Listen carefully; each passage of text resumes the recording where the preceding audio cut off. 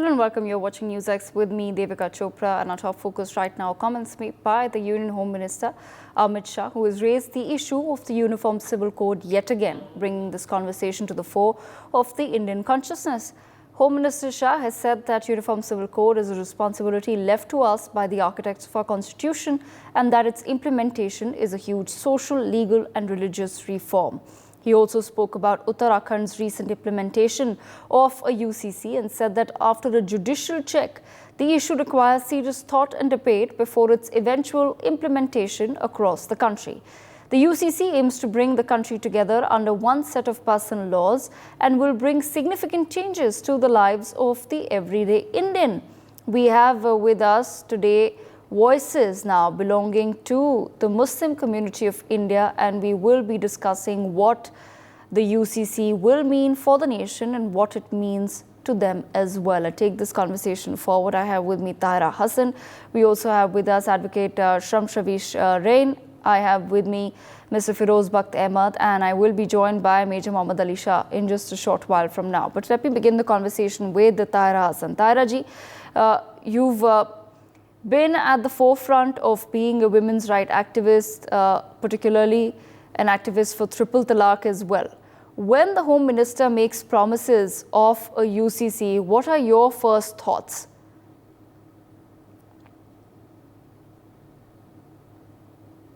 Hello? Yes, Tahira ji, can you hear me?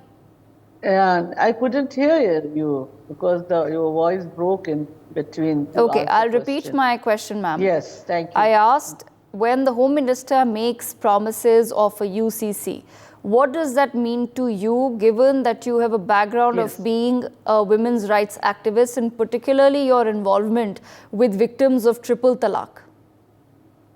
You know that first I believe that government must bring the UCC draft, then we will come to know, because we are not against it. We women rights activists always welcome that all the women who are citizens of this country must have common set of law, regarding the personal matters like marriage, divorce, inheritance, succession law, adoption law. But first the draft must come. The government must bring the drafts, and the women of the activists working on women rights and the women of this country themselves will decide whether they should want to add something, they want some more reform in this bill or not. So there is no bill and everything is in Hawa, So first bring the bill. And the India is, diverse country. Every few kilometers, the culture changes, tradition changes. So how they will do it? How they will do it in the Mitakshara, the branch of Hindu law, that disown the daughters to inherit the property. What about the tribals who keep the multiple wives? I mean, it is not an assault on the women's dignity that they keep changing women and keep so many women. So I think if the tribals will not come in the purview of UCC, what do you mean? It's a common civil code. It will be a selective civil code. So first let the bill come. And second thing, we don't want Goa like a common civil code, like a Goa civil code, where the man can have two wives. If the first wife fails to deliver the son by the age of 30, I mean, I think it is an assault, direct assault on women's dignity. So I'm saying that we welcome, we want reform, we want the government to codify the personal laws based on progressive interpretation. But first bring the bill. Otherwise, a draft. First bring the draft, then make it a bill. So first one should see that what is added, because people are saying it is a talk there that tribals will not be included into it. If the tribals will not be included into it, there is a very common custom of keeping multiple wives. So how you are going to reform and make especially I'm talking in the context of the women, you are going to improve the life of women. You want to improve the dignity of the women. You are going to make the reform of all the personal laws or amend the personal laws Right. which are against the women dignity. The question is this. Okay, all right. I want to bring in Shamshavi Shrain into the conversation as well. Shamshavi Shrain, how do you think that the government then needs to take forward the idea of UCC? Yes, the Home Minister has also said that, listen, of course, it's not going to happen overnight. We will look at several drafts and we will try to figure out what will really be the best way forward given the vast extent of India. But ultimately, how do you hope that the government will take this forward in a way that there were certain lies and narratives that were perpetuated as far as a CAA was concerned? There was some fear then instilled in Muslims who are wanting to settle in India that, listen, you will not be allowed to do so, which is an absolute lie.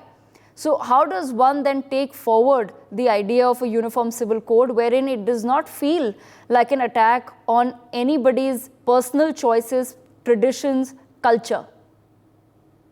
Like our earlier speaker just said, that we have to first bring the draft. Let us go through it. Let us see that what all have you added, whether you have added all the genders in it. The third gender is also made a part of it. What all changes have you brought? Is it only about marriage, or is it also about inheritance rights of everyone in the family? So you really need to bring the draft out first. Let everyone, all the lawyers, judges, the chief justice of India also should see it, should go through it, and since the legal mind has to put their minds completely in this matter. If you are bringing uniform civil code all over India, you have to make sure that everyone are being heard. Everyone, in the sense, I am not talking about the Maulvis who would be talking in the sense wherein it only benefits them. I'm talking about the educated Muslim class who should come there, who should introspect it, and then see that what is right for everyone, be it Hindu, be it Muslim, even in the Hindus also. There are so many of them who needs to be told that what all changes are to be done, whether it is tribals or whoever. So bring the draft first, and then take things forward. Let us see what all things are there, and then pass the bill in the parliament. Okay, but that still doesn't answer my question. Yes, of course, a draft will be brought out and for public scrutiny. But I'm just trying to understand that even when a draft is brought out, how does one then have a conversation in India where the thought of a UCC does not seem like an attack on somebody's or on a specific community's religion? By having group same as your news channel, wherein you bring all the like-minded people on your channel. Everyone can give their inputs, and you will have different kind of debates happening. Let be it any language, be it Urdu, be it Hindi, be it English. All the news channels should have a debate on it. Let everyone talk about it. When you start talking about it, and everyone has a answer to it, of course, the political parties would be making different statements.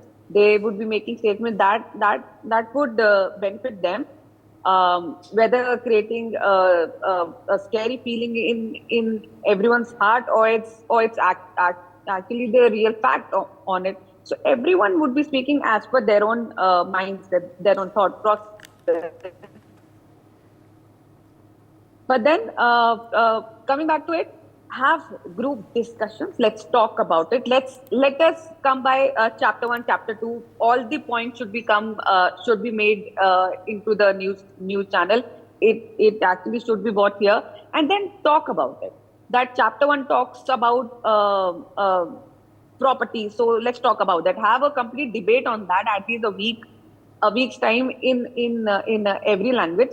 That is only how you can put the information in everyone's mind, and then you bring uniform civil code if at all you want to bring. If not, if you are just talking about it so that you can get votes, you could come into the power, and then you again talk just this so that everyone keeps on wondering, because gossip mongers will always be there. They will always talk that, something would happen, your property will be will Right. be taken away, things like that. Your religion will be hampered. No, so that's why a proper discussion on all news channels wherein the people are there with well educated background, well spoken language, whether English, Hindi, Urdu, or whatever the languages, so that everyone could understand it. Okay. And especially the ones from the village, they need to understand. The ones who don't know English, so the local language should be used so that they could understand that nothing wrong is going to happen, or something wrong would happen, and this changes will come in the life. Okay, all right. I want to bring in Feroz Bakht Ahmed into the conversation as well. Mr. Ahmed, I just want to understand from you now. The Home Minister says that Uniform Civil Code was a responsibility that was left to us by the makers of the Constitution.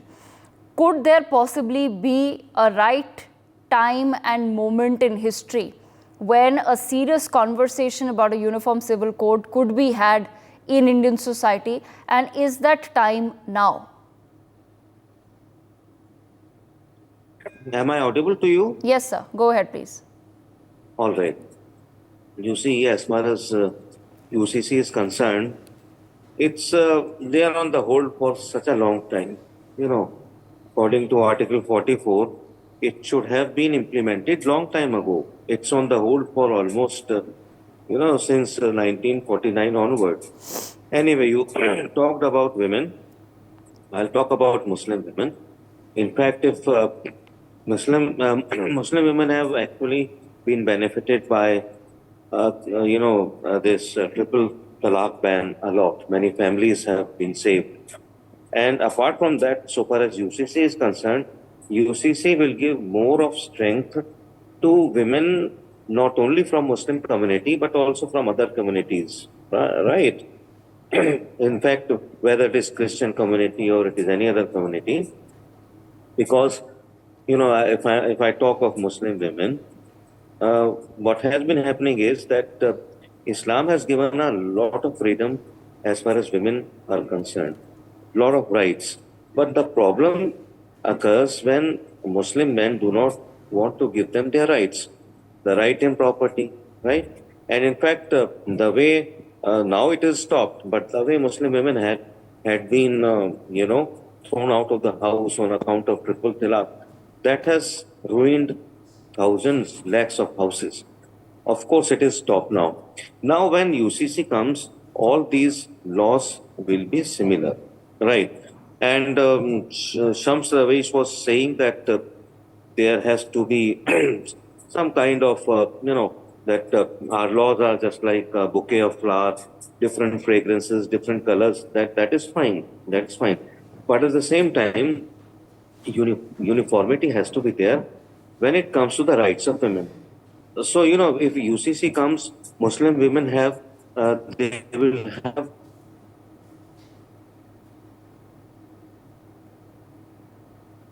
Okay, we seem to be losing the line with Ms. Feroz Bakht Ahmed. I'll bring you back to the conversation once we have some clarity there. But let me bring in Major Mohammad Ali Shah as well. Major Shah, your thoughts on the conversation of Uniform Civil Code, and the reason why we're discussing it today. I also would like to point out the fact that I'd said to the earlier panelists, that when the conversation of a CA was brought up, there were a lot of lies that were circulated. There was a lot of fear mongering that happened as far as CAA was concerned.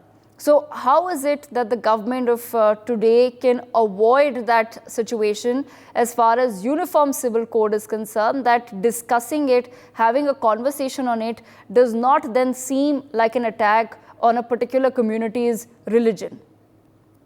And is there a benefit to Uniform Civil Code for the Muslim community of India as well? Right, Devika, absolutely. I strongly believe that, if there is a law, law should be the same for everyone. The rules should be the same for everyone. The regulation should be same for everyone. Only then can we get everyone together.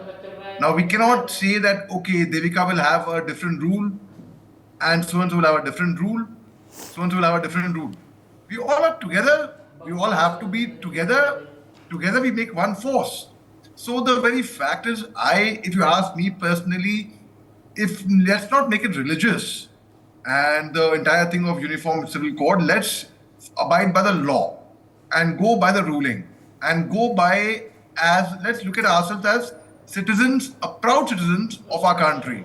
And when we see that, and when the nation comes first, always and every time, when we see that, I don't think there would be any problem. And I do not know why some people are also opposing the Uniform Civil Code. I wish someone can make me understand or explain to me why and what. Till now, not a single logical explanation has been given to me why the Uniform Civil Code should be opposed. I don't think so. I think it's a very decent thing, and I think we all should abide by it as law-abiding citizens of our country.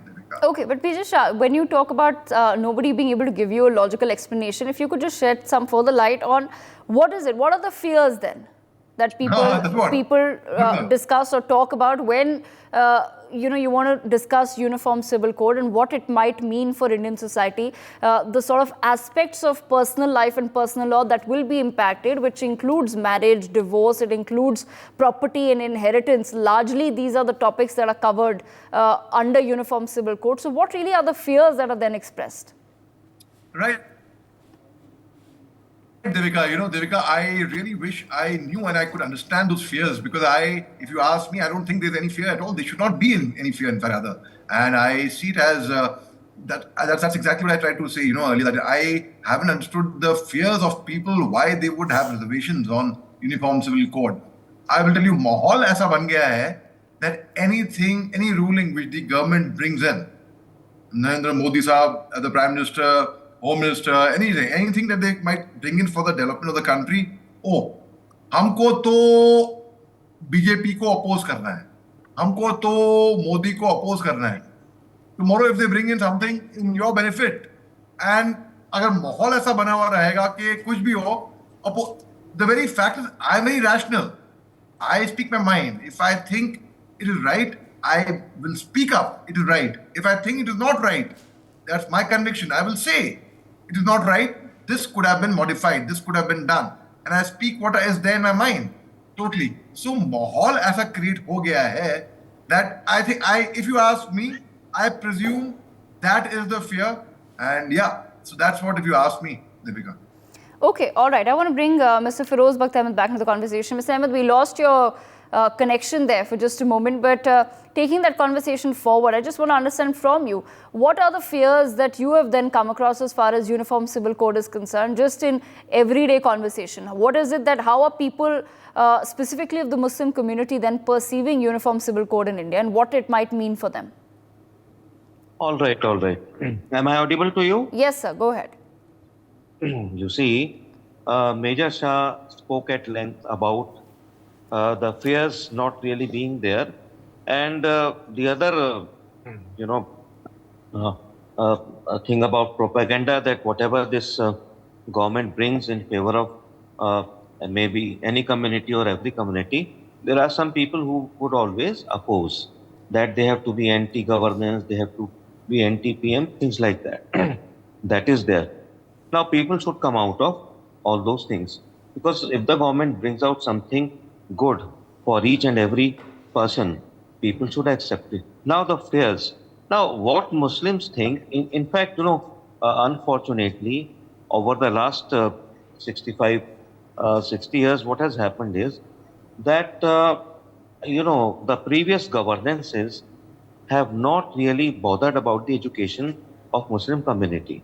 They have kept them away, they have used them as vote banks, and the poor Muslims do not know what exactly it means to be having uniform civil code, or maybe what is the meaning of majority, minority, what is the meaning of all such things, reservations. So they have been kept away from good education. They have opened police stations in Muslim areas, they have not opened good schools, good hospitals, dispensaries, parks, and girls' colleges, things like that. So as a matter of fact, they are afraid. Muslims think that they won't be able to pray, if uniform civil code comes, they won't be able to celebrate their festivals. They won't be able to marry according to their parameters, nothing of this. If uniform civil code is applied, let me tell you one thing. Whatever code comes, as Tahira was saying, at least leke to aiye, bring it.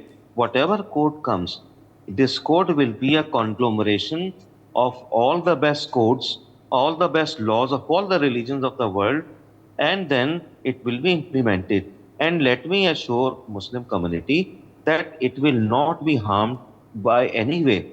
Muslims will be living, they will be marrying according to their law, they will be praying, they will be doing whatever they want to do, right? Whether it is a matter of course, in property, if a Muslim woman is not being given the property according to Uniform Civil Code, she would be given. One more thing, last thing, why they are afraid is that this code has actually started in Uttarakhand. In Uttarakhand, what they have done is that they have banned the wedding of cousins. Now, in Muslims, what they do is, in Muslim, according to the Sharia law, cousins can marry among themselves. Well, this can be taken care of, right? So these are some of the fears. Otherwise, there is no major fear as far as Uniform Civil Code is concerned. And if it is implemented, Muslims are the last community. And I think it was Shams Ravish who was saying that other communities, and I think this was also mentioned by Tahira.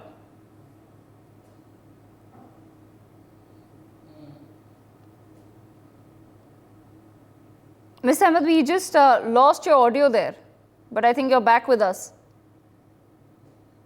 Am I audible? Yes. Please go ahead. I think I completed what I wanted to say, that Muslim community should not at all fear this Uniform Civil Code, right? Because all their religious parameters will be intact. Nothing will go away from there. Okay, I want to bring Tahira Hassan back into the conversation. Tahira Hassan, then looking at Uniform Civil Code also then from a lens of triple talaq. We've seen that yes, triple talaq is allowed, was allowed in fact under Muslim personal law. However, the courts did intervene and it was decided at the end of the day that what the court says is supreme. So when we look at Uniform Civil Code strictly from the perspective of what has happened in the past, do you feel that communities can be convinced that there is in fact benefit to all to be under the same law? Because ultimately, like I said, the personal law was making certain decisions, was allowing certain practices, but the moment that would go before the courts would decide, and that would then become the supreme judgment. So what really then is the fear as far as UCC is concerned? No, Muslim women, they took head on the personal law. That time, it was not an easy task for the Muslim women. But we took the personal law people on head on. And the Supreme Court stood with us. And the law made against the triple talaq in one go, that is not mentioned in Quran, that is un-Islamic, but these mullahs were after it, So this is what I'm saying, we need reform. I earlier said in my opening statement that we need reform in personal laws of religion based on, progressive interpretation. So this must be done immediately. This is very essential. But thing is this, I'm saying bring the draft and like a Goa Civil Code, this creates a bit this thing in our mind that what kind of draft they are going to bring. First we want to see. And I don't know why the people are talking about the Muslim. The UCC has nothing to do with Muslim. I told you the Mitakshara, the Hindu, the branch of Hindu law, they disown the daughters to inherit the property. And what about the tribals? They are not Muslims. They keep the multiple wives. And what about the South, the Bama Bhanji marriage? So this is not a Muslim issue. And if the Maulanas and people are raising, or any Muslim community and leadership is raising the voice, this means they want to divide this thing, community. And the other things that Alisha said, that Muslims mostly, the Modi and Shahji said something, so Prime Minister is saying and the Home Minister is saying, to say no, let's oppose. It's not like that. The women of this country, Muslim women of this country, and they were with the government when they banned the triple talaq in one go. Women were just praising it and they were so happy. So it's not like that. You bring the betterments, try to bring some better laws for the women, for the upliftment of the women, like the earlier panelists said, that emphasis must be on education. You know, Okay. Feroz Bakshi said, the education, if you did not implement Sachar committee, you did not implement this Ranganatha commission. So, I mean, what is the use of making this commission and wasting money? You are making it and know that this, what is the condition of the Muslims? They don't have literacy, high literacy level. Try to improve their literary position. So the government must do it, and the emphasis should be on education. Then they will think about it in a progressive manner. The women will come out. Emphasis should be on the girls' education also. So I think that the scenario will be changed. It's nothing like that. That whoever is Prime Minister is the Prime Minister of the entire country, of the India, which is the largest democracy in the world, that is run by the Constitution. You know it. We all believe in our Constitution. We are proud Indians. So it doesn't matter whoever is the Prime Minister, our Prime Minister. Who is the Home Minister is Home Minister of this entire country. So I don't think it is an issue with the Muslim, and UCC has nothing to do with the Muslim community. Okay, all right. I want to leave the last word with Shamshavish. Shamshavish, just want to understand from you, as I asked Feroz Bakht Ahmed earlier as well, that have we reached that time and point in history where a serious conversation about a uniform civil code is required, and is then the current government and the current dissemination really appropriate for taking that conversation forward? Yes, of course. In fact, since 1948, since 1948, Congress is the one who actually started this, that uniform civil code should actually come. So the topic has always been there. It comes, it goes, someone talks about it, but I think now it is the high time that everyone talks about it, since it is there in the Uttarakhand also. So let's talk about it. Let's debate over it. As my earlier speaker said, Ms. Tahira madam said, that it's not only about Muslims. It's about everyone. It's the tribals, it's the Hindus of different mindset. So everyone has to come in and talk about it. Talk about what all difficulties will actually come up, what all changes will come in their own zone, and then let's see that where what changes can be done. And as Mr. Ahmed also said, that few changes here and there, if those things can be adjusted, it is something else. But otherwise, in a very major way, all the three genders should get their equal rights in the property. Whereas they are selected few in South India, I could say that there they have since birth they have given property rights to their girl child also. Even in the Muslims also, you talk about it. So in Muslims also, women get their property rights. But whereas in few of the selected Hindu families, they don't have a proper division in the property. So everyone has to sit and talk, and I'm sure those who actually benefit for it, that if this uniform civil code does not come in, so they will be at a very better state. They will always come and oppose. Okay. But then we have to see on a major way who will benefit more. The women will, the children will, and of course when there is one land, so one land should have its own laws, and the country should not be talking about the religious laws. So since 1948, the conversation has been there. The Congress started it, and now I'm thankful to the BJP that they want to bring it in. Okay. So force it, but not without the debate. Again, let the gossip mongers not win, and let the genuine ones win, that the Uniform Civil Code will only be a beneficial thing for everyone. But for example, we have to see that Uttarakhand, you have bought it there. So what all drawbacks have been happening over there? Since it is a small state, it would be easier for you to bring the changes in the Uniform Civil Code over there. Once you handle it, then it would be easier for you to understand that how we can implement it all over India. Okay, all right. That's all the time that I have, but I thank all of our panelists for joining us to take this conversation on Uniform Civil Code forward. For more such videos, subscribe to the NewsX YouTube channel, hit the bell icon.